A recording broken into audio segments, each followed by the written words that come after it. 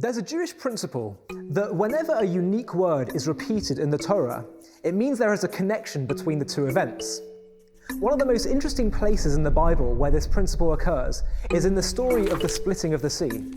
Imagine for a moment you were there with the Jewish people at the moment when the sea split in front of them. Imagine the Egyptians were chasing after you and the sea is in front of you and there's literally nowhere to run. And at the moment where all seems lost, the sea suddenly splits before your eyes. What kind of reaction do you think you'd have? I mean, you'd probably just be like, wow. After all, this is considered to be one of the greatest miracles recorded in the Bible. But have you ever actually asked yourself, what is it that constitutes a miracle? What makes something miraculous for us? For us, something miraculous, something incredible, is when nature does something very unusual, when physical nature doesn't follow its nature. That is a miracle in our eyes. Now, hold that thought for a moment and have a look at this. It says something very interesting about the splitting of the sea in Psalms, something which we recite in the Hallel prayer. In describing the sea splitting, it says that the sea saw and fled, vayanos. Now that's a rather peculiar way of describing the event.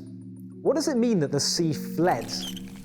Well, you know, there actually happens to be one other place in the entire Bible where this word fled, vayanos, appears. It's in the story of Joseph. When Joseph was sent down to Egypt by his brothers, he became a slave for the aristocrat Potiphar.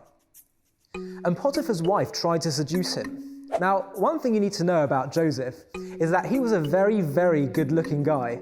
The Torah commentaries say he was actually so good-looking that women would throw their jewelry at him just so he would look at them. I mean, personally, I actually can kind of relate to this a little bit, but that's not the point. So one day, the house was empty, and Potiphar's wife was putting immense pressure on Joseph to have an affair with her. The temptation to give in was reaching a boiling point, and the verse says, she caught him by his garment, saying, lie with me, and she gets right to the point. And he left his garment in her hand and fled, vayanos, and went outside. Again, we have this word, vayanos, Joseph fled. So why is the splitting sea described as fleeing the same way Joseph is described as fleeing? What's the connection? Well, we explained before that in our eyes a miracle occurs when physical nature doesn't follow its nature. But have you ever considered what makes something miraculous in the eyes of God? What makes something miraculous in the eyes of heaven? What makes God say, wow, that is awesome? The manipulation of nature is not really impressive for God. That's easy business for him. In the eyes of heaven, a miracle isn't when physical nature goes against its nature. It's when human beings go against their nature. And that is exactly what Joseph did. Just as the sea fled, going against its normative physical nature and creating a miracle, so too, when Joseph fled from Potiphar's wife, he went against his nature and created a human miracle. When God sees a person overcoming his negative urges, which is in his nature, now that's impressive. In fact, the Talmud says you should have seen the commotion in heaven when Joseph did what he did. Every time we choose to fight being lazy, getting angry, or succumbing to our desires, and overcome these natural inclinations, we perform a miracle.